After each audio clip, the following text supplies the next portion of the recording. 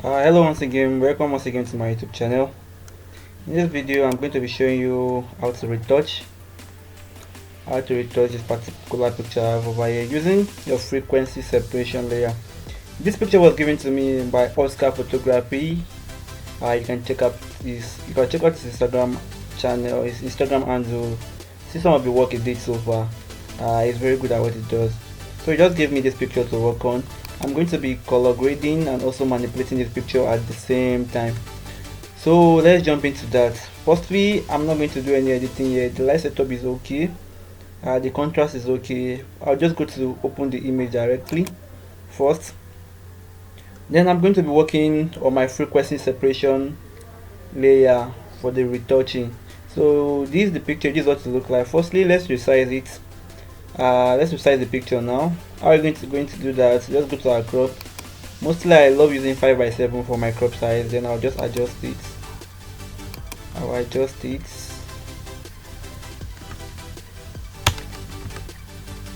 I just have to adjust it, crop it till I see it. Okay, so we're done with the cropping. So the next thing now is for we to create our frequency separation layer. Right now I'm working with an 8-bit image, as you can see over here, rbg/8-bit. You can also use your 8 bits, but I love using mostly my 16-bit.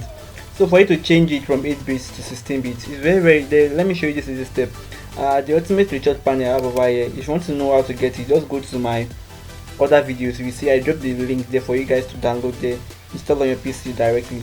So you can just easily change from 8 to 16 bits. As you can see, once you just click on it here, automatically to change to 16 bits on its own. So for you to create a frequency separation layer, I'll also be teaching you something. You'll be creating frequency separation layer on every picture you want to do. It's going to be a hell of a work. So you can just as well create an action for it, so that whenever you just want to make use of it, you just have to play the actions. So what are actions? Action, we can call action as in, how should we call action? Action is just a saved settings that you can just apply on picture with just a single click, so that it will make your work very easy and very faster while you are doing it the next time. So we're done with the first step. Now we are going to create our actions. How are we going to create action? We click our action panel over here. If it is not here, you can just go to your window, go to your extension. This is the action. Once you click on it, it's going to load up for you. Right now my action button is in button mode, so I'll just change it from button. I'll off the button. So this is what our actions looks like once you open it. But if you want to turn it to what I just did right now, just click here, click on button mode. So we're done with that. We just want to create action now. So for you to create the action, we are going to click here, create action. So we are going to name it frequency separation for 16 bits. Frequency for 16 bits. Let us try 16 bits.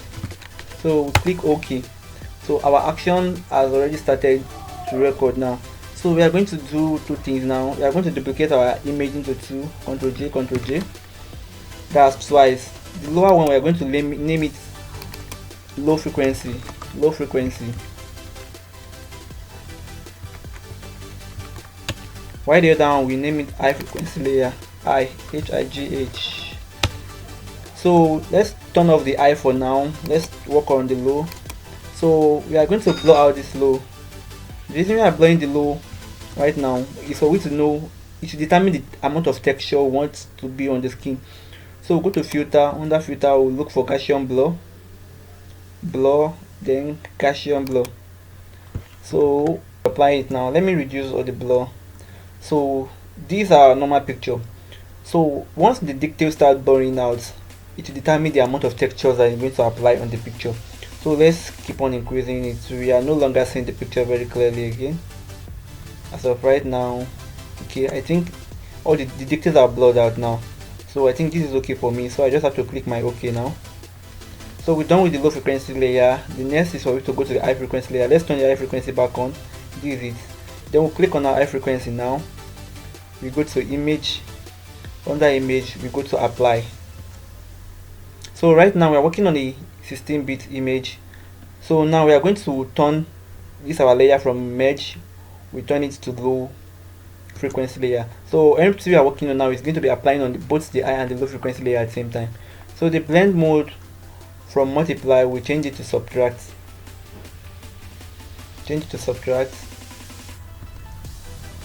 Our scale will be at 2.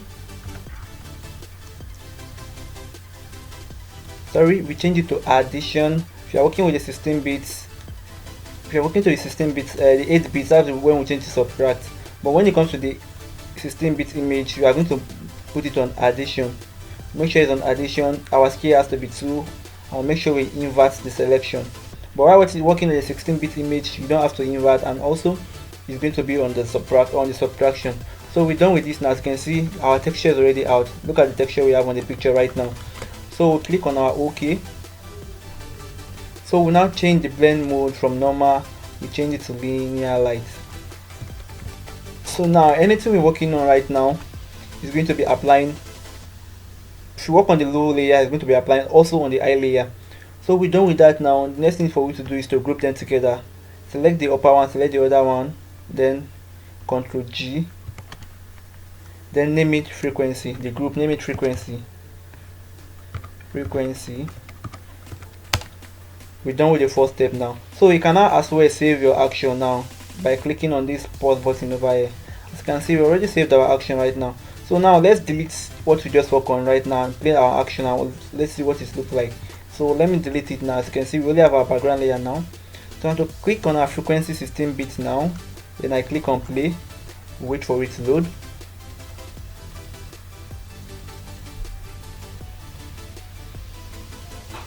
As you can see, it brought it back to us. So whenever I want to do any picture now, you can as well take all this step. Just save your action so that you won't have to do it twice or 3 times over. So once we're done with saving our frequency separation layer, creating our actions for it, so the next thing we need to do is to go to our mixer brush, pick our mixer brush. My own mixer brush is located here, but if you are using maybe another setup of Photoshop, another workspace for Photoshop, as you can see right now, my workspace, I'm using Essential. If you have to use, let's switch to photography and see what we have here. So once I switch to photography, and let's wait for it to load. Workspace, okay, it's already on photography also. So the mixer brush is over here, but at times you might not find your mixer brush here, you might find it over here. So just know that it's either located here, or you can just reconstruct the panel yourself and bring out your mixer brush. So we are going to be setting our mixer brush now. We'll make sure our brush is on clean. Make sure it's on clean. I'll make sure we take this button over here so that it won't feel color later on. Look at what I'm talking about here. So if I'm to go to my low frequency layer right now, if I'm to scrub, once I remove my hand, as you can see, it has changed color from our plain now to a yellow color now. So if I'm to work on the skin again, as you can see, it's going to be bringing in color for me, which is not what I want. So let me change it back to clean. Then I will click on this icon over here. So the next thing for me to do now is to set my settings, my brush settings. My weight, I'll put it at 5. My load will be at 77,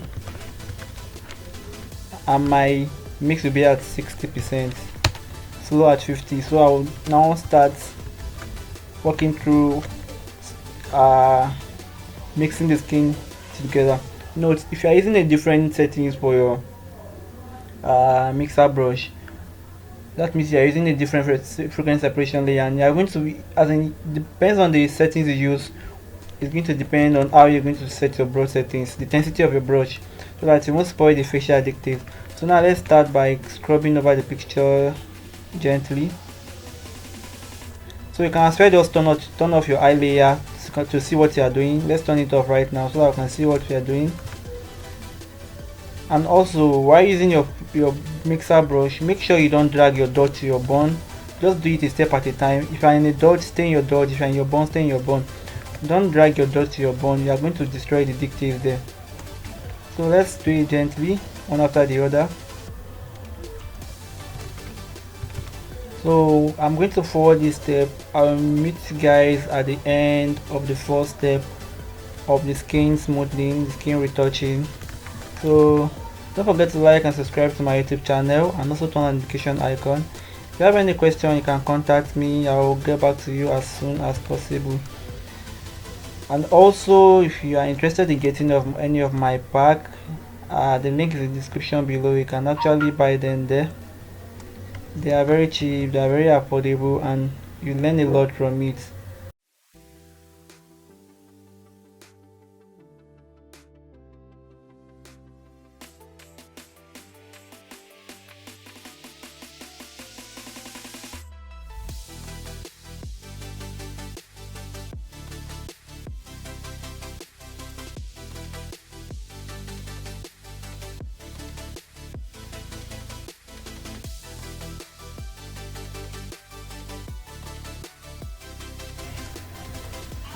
So let's say, just say we're done with this particular step. Now the next step now is for we to apply our dodge and burn.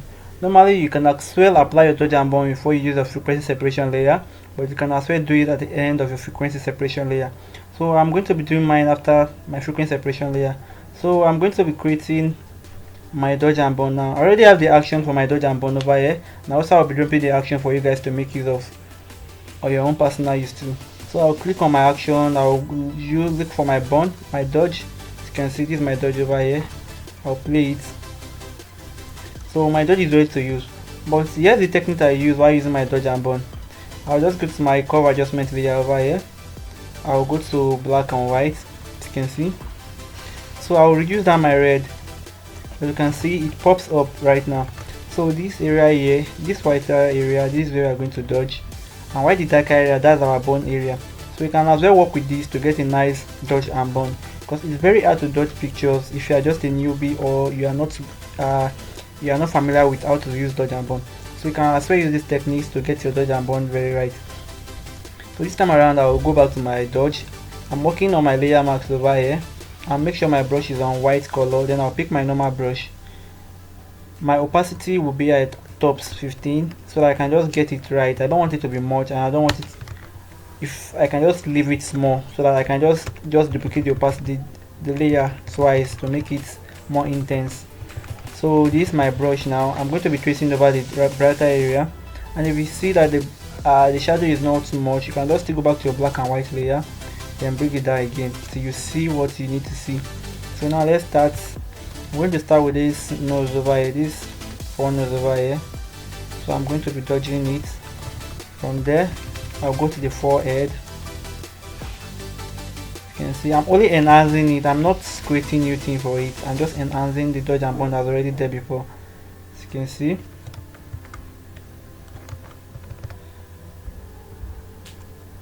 So it's very easy to do. The dodge is very easy, and it helps for reconstructing of face. It helps a lot. So let me go to the neck now. But for me, I don't think I need this black and white layer, so I'm going to turn it off because I know where to dodge and also where to burn. So let me go to my neck now. You can see. So you can see I'm following the straight line, the place that I know they are bright. I'm just adding more pops to it so that it can be glowing on its own. So that's all I'm just doing right now. You can see right now. So after we're done with that, we are going to switch to our burn, but let's just make sure we get our dodge right the first time.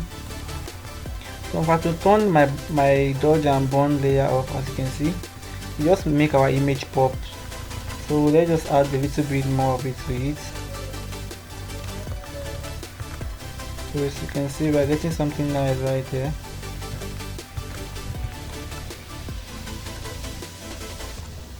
Okay, I think we're good for now, but you can see it's looking obvious that we did something here. So we can just easily change that by just feathering it, increase our feather so that it will have a blur edge. As you can see, 15 for my feathering. As you can see, it blended it perfectly. So this time around we are going to be creating our burn. How are we going to do that? The action is already pre-recorded there too. This is my action, this is my burn over here. So once I just click on it and click on play, I wait for it to, as you can see. So you can as well use your black and white layer too to apply your burn. My opacity will be at 10%. So these are the area I'm going to apply burn on. But note, while applying burn, don't apply on the most dark area. Apply on the side that you want to be darker. Like this is too dark, so I'm not going to touch here. I'm only going to apply it here, a little bit here, somewhere around there, but area like this, I don't later touch them again, because me touching them, I'm making them more dark, and it's already dark as it is right now. So make sure it's on 10%. I'll increase my brush size, so I'll scroll over it gently, maybe once or twice. I'll go to the other area I want to apply it on. I'll do the same thing here also. As you can see, we are creating a facial structure right here now. So for here, I'll do it just once. So let me do it here also. Let's do it once. On the nose side, let's do it once or twice also. As you can see, we are just creating facial structure for the face. We are just reconstructing the face as it is right now. So let's go here also to the neck, everywhere. As you can see, I'm only following the dark parts. I'm not touching the bright hand side. I'm just touching the dark part. I'm making it more darker. I'm creating a shape for the picture. As you can see right now, dark, maybe a little bit on the hand too. Let's apply it on the hand also. As you can see right now, here's our before, here's our after. So if I'm to turn off this my black and white layer now, as you can see, we have our shadow there. So now let's group everything together to see what we've done so far. So I'm just going to highlight everything, Ctrl G to group. So let's zoom in to see. Here's our before, here's our after. So we're going to I'm really going to be color grading using my LUT file. I'll be dropping the LUT for you guys to make use of. I'm going to be using a melanin LUT on this, because I just love the melanin to go. It goes on this picture very well. So I'll be dropping the LUT file for you guys to download. If you're interested in getting my full pack, there's a link in the description below. You can just buy them there. There are a lot of LUT files for you to use, or professional LUT files there. So I'll go to my color lookup. I'll load 3D LUT. I can select any LUT here. As you can see, I can use any LUT I want there. But the one I'll be using, I'm going to bring it in. I'll go to load 3D LUTs. Click on my melanin. As you can see, it fits in perfectly. So now here's our before, here's our after, which is very, very nice, as you can see right now. And also we have our skin texture there. It's looking that realistic enough. Before, and here is our after.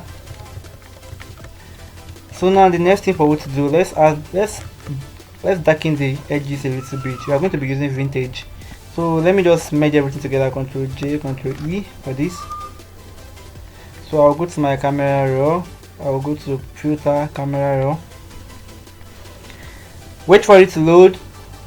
We are going to be darkening the edges, as I said, just a little bit, just to make it look as if the studio light did that.